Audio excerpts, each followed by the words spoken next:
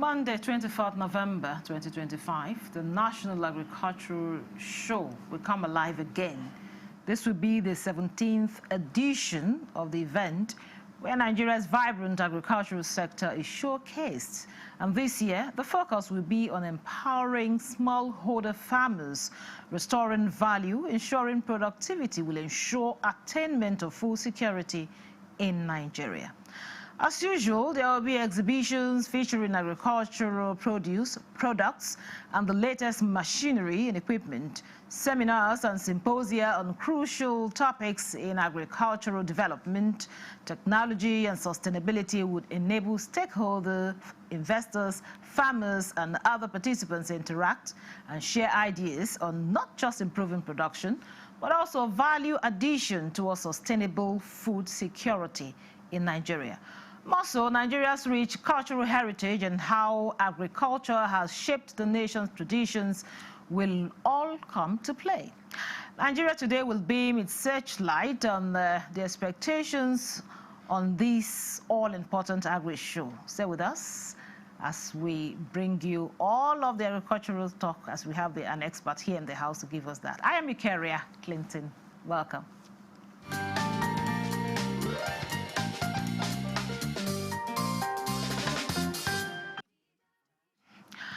Now with me to speak on this year's National Agricultural Show is the National President of All Farmers Association of Nigeria, AFAN.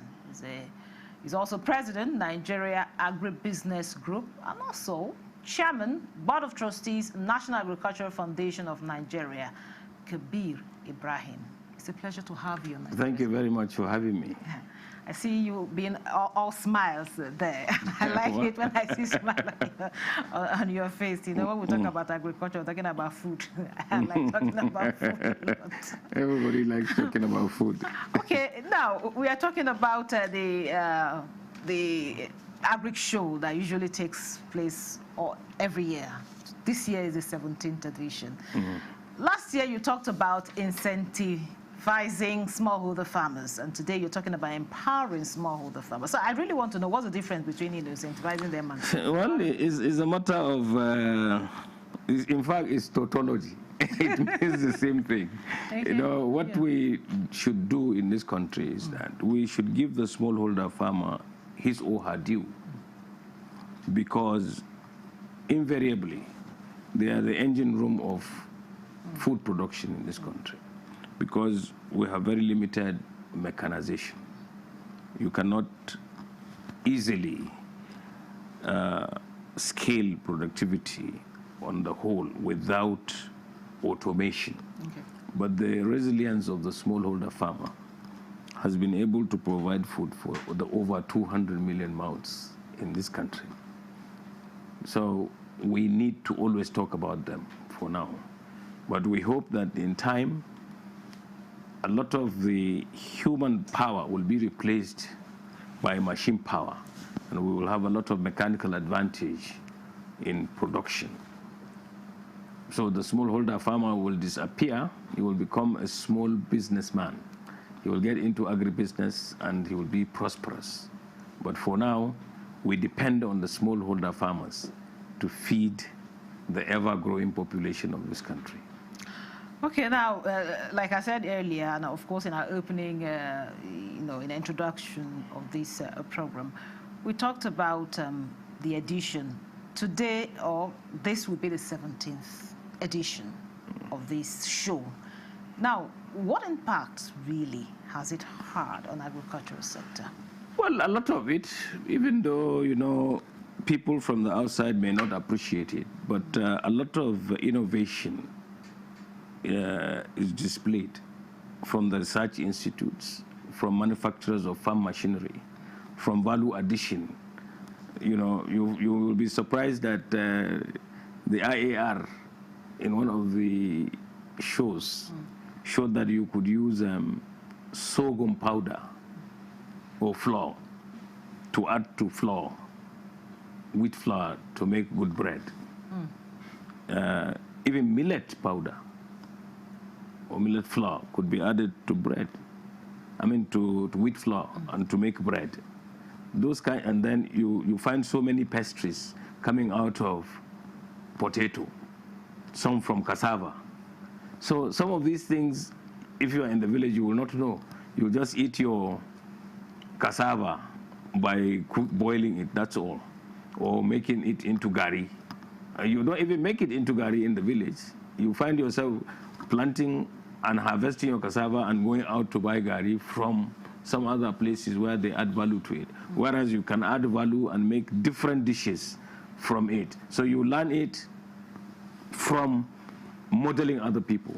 So that opportunity to interact with people and to see what they can do, you become a small-scale processor. And then as you scale your productivity, you become a very large player. And this is how people and companies grow. And this is how even the first world countries built their agricultural bases. People, that were considered small at some point are now big players. And there are no smallholder farmers as such as we have today. If you go to the United States, the population of smallholder farmers is hardly 2%, whereas in Nigeria, we are 70%.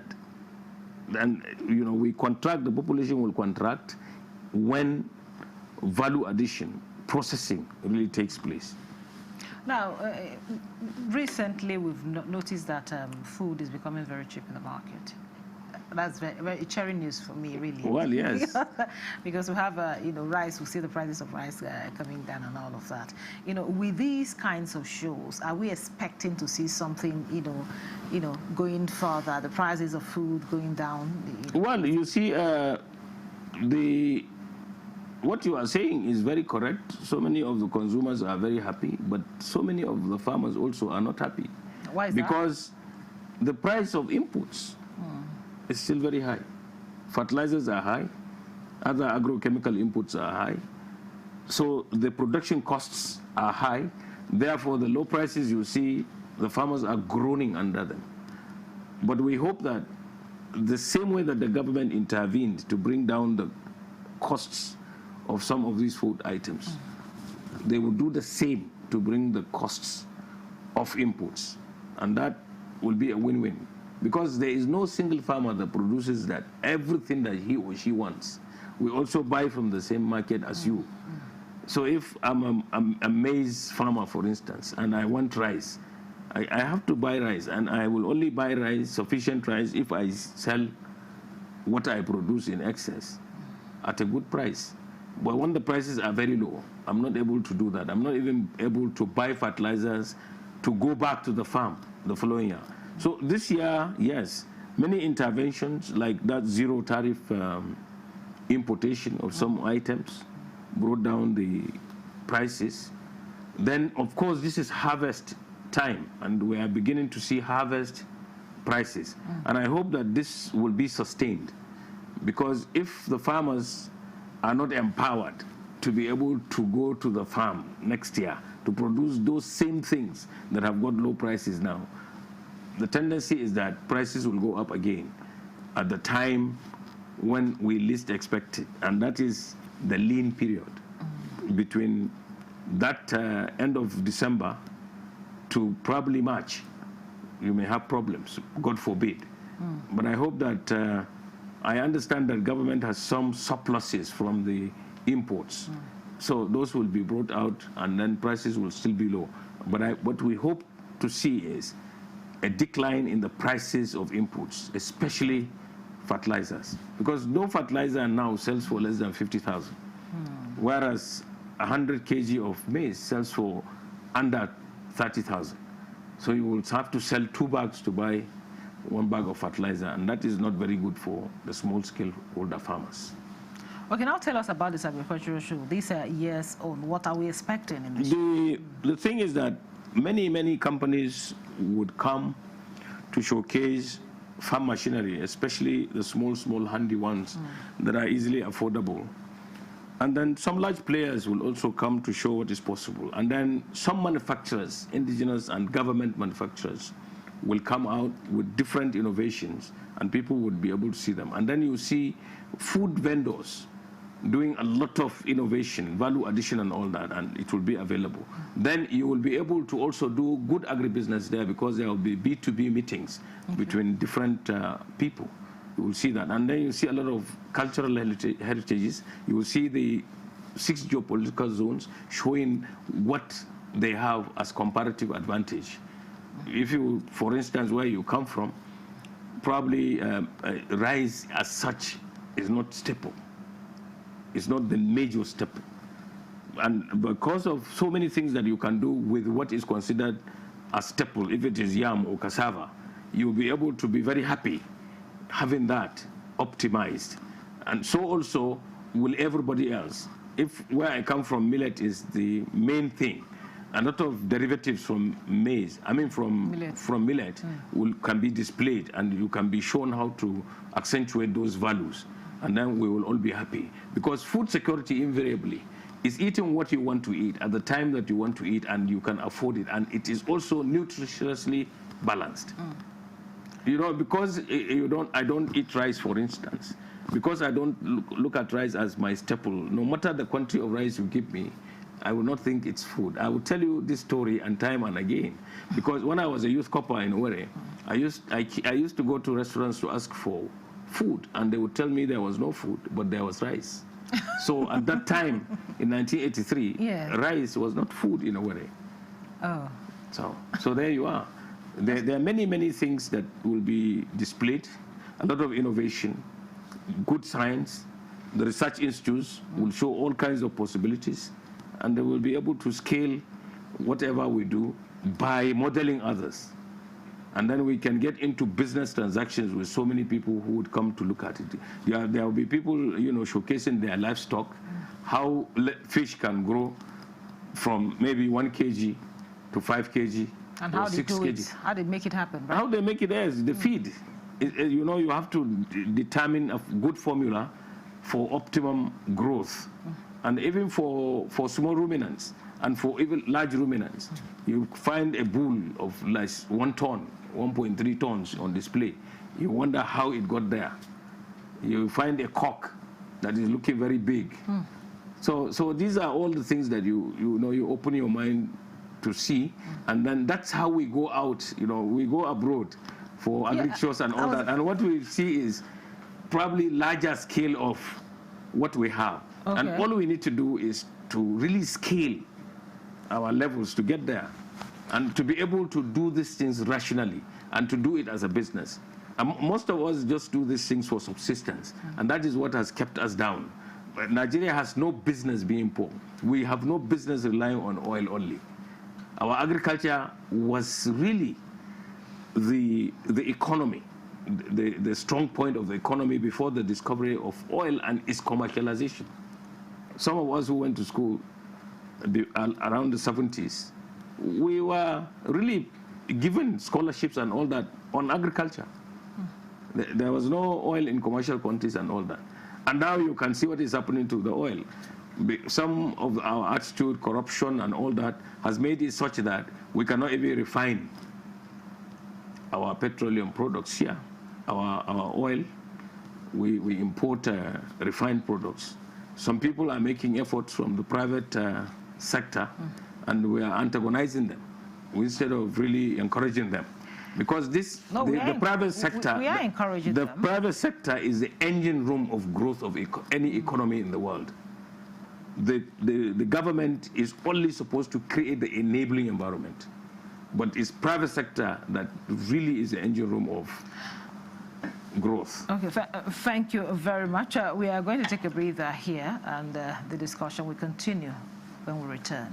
Stay with us. Implementation of the ruling is also dependent on another aspect or another arm of government. Nowhere in the world will allow under digital economy for banks not to be dispensing domestic currency in that economy. What will make this one different? We want to know what they do as occupation. All of these are attributes that our questions have been designed to investigate. In a few days to come, we see that we are all around their own crannies and everywhere in Nigeria. telling people to cooperate. Welcome to Nigeria Today.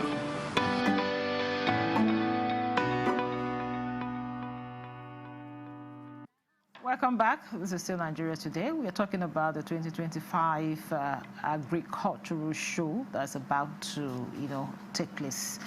And of course, I have here with me the chairman board of trustee of the National Agricultural Foundation of Nigeria, NAFAN. Of course, that's one of the many caps he's wearing.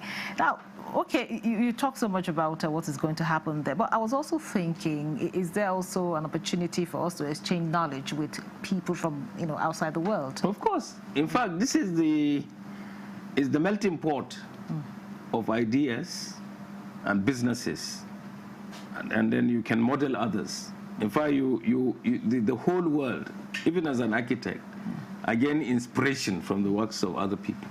So as a farmer, you will gain inspiration from the methodology of others.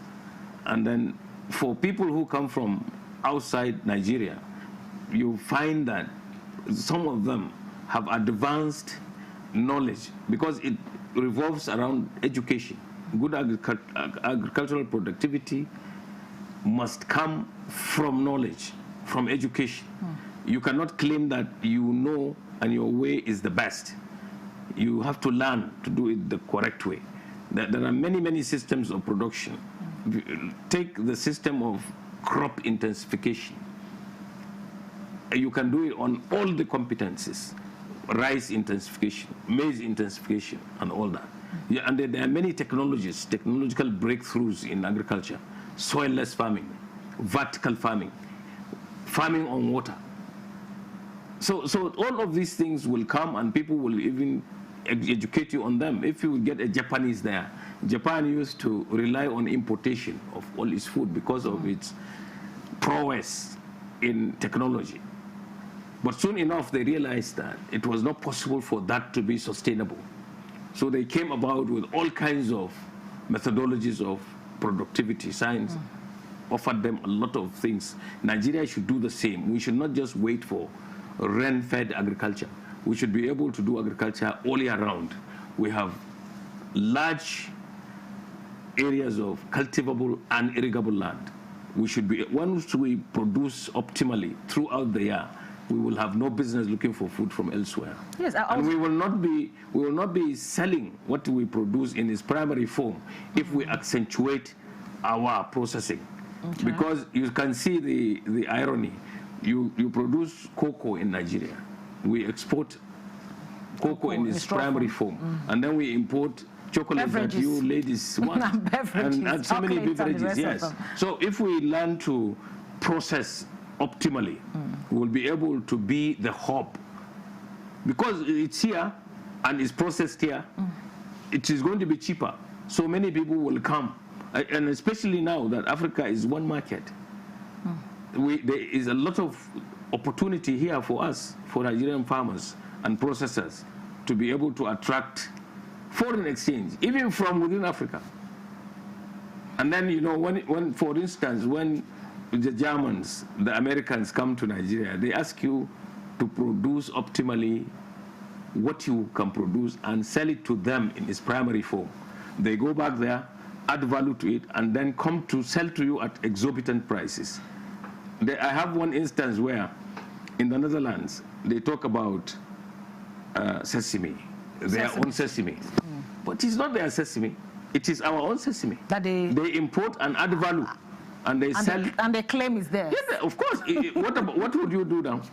If you take anything and you add value to it and you possess it, it's in your factory, are you not going to say it's yours? It's yours. I also have one experience, somebody telling me that he bought that yam that they get from, he's in the US. He said they get it from Nigeria. But they call it Ghana yam for it to be sold there. Well, you see what happened over a long period of time. And I think I was part of the experience. You see, when the global gap issue came, that is good agricultural practice came, we needed to key into all the global gap protocol. We set up the processes. We asked our farmers to do good agricultural practice, less chemicals in their productivity or in their production and all that, and avoid aflatoxin and things like that in the foods, look at food quality and all that, then that becomes exportable, and you can earn a lot of foreign exchange, even from the primary form. So what Ghana did was, it quickly bought into global gap. So when they buy, they come into Lagos, and then they buy from Nigeria, and they go back there, and they claim that it's from Ghana. So the psychology that the West uses is that because it wants to discourage you, whatever you produce will be said to be not good enough, that it has too much chemicals that will cause cancer and all that. But because Ghana had this, bought into the global gap. No, the global gap, yes. Certification. What they bring out or what they churn out to the West is acceptable. So Nigerian yam can find its place because a Ghanaian exported it as good. But if a Nigerian takes it, it has a lot Nigerian of yam. Nobody will buy it. But this is neither here nor there. How can we change that? How can we change that now? In fact, it's easy. That you apply good agricultural practice. We have so many quality control measures here. Okay. We have centers of excellence in this country for food safety and all that. And they are always telling our farmers, educating our farmers on what to do. So all we need to do is to really key into those things. We shouldn't claim that we know how to do it. So most farmers... Now, I'm coming back to the agricultural show. Will certain things like that be discussed in the agricultural show? Of course. In fact, all the research institutes will explain and will display their research findings in practical form. And our farmers go around. Whenever we, at the opening day, for instance, we hardly sit, even the guest of honor, if it's the president himself or represented by the minister or the minister represented by anybody else, they lead the way to go to as many pavilions as possible to see and really enjoy what is on display. Now, let's talk about the youth. Definitely they are gradually taking over in terms of technology, even farming. They are very much there. Back in the days, we used to think it's for the elderly people, but now young men and women are coming to farming. So, is there a way to kind of encourage them, carry them along? In fact, let me tell you, the lectures we have every year. We have an auditorium there. The most important thing that takes place in that is the training and the workshops for youth and women. It's been happening from inception. And on the 26th, that is a day after the official commissioning, there is a big conference for youth and women. And there's so many support systems that are available here will be showcased, produced by young people and all that. And the use of AI. Everything is there. Everything. In fact, right now, the most important tool to deploy in agricultural production is good science and technology, and most of it is IT-driven. So most of these things are youth-driven, as you say. Some of us are almost analog. And then we allow the youth to determine what happens. Even when we have our operations, we allow the younger people to take over. So before we go, just tell us again the day, the time, where we're going to have this agriculture. It's 28 kilometers along Abuja Kefi Road. We have a permanent site there. We have 12.5 hectares of land dedicated to showcasing whatever agricultural produce, livestock, or anything that you want to display. We will start on the 24th. The 25th is the opening of November. 25th is the opening day. That will be the ceremonial day. And the guest of honor will now inspect all the pavilions. On 26th, like I told you, there will be conferences and symposia for young people and for youth and women. On the 27th, there will be continuous display of whatever we can do in agriculture and all that. We will close on the 28th, and there will be prizes for people who displayed their produce and made impact there. They will win prizes and all that. And that day is very unique because many of the young people are looking out for that, and some state governments and all that, because agriculture really takes place in the rural areas. It doesn't take place in Abuja. Thank you very much, Architect Kabir Ibrahim is Chairman, Board of Trustees, National Agricultural Foundation of Nigeria. He's also President of the All Farmers Association of Nigeria and President of the Nigeria Agri-Business Group. Thank you very much. Thank you very much, madam. Thank you for coming. Thank you for having me on the program. And thank you for being part of Nigeria Today. I am Eukaria Clinton. Goodbye.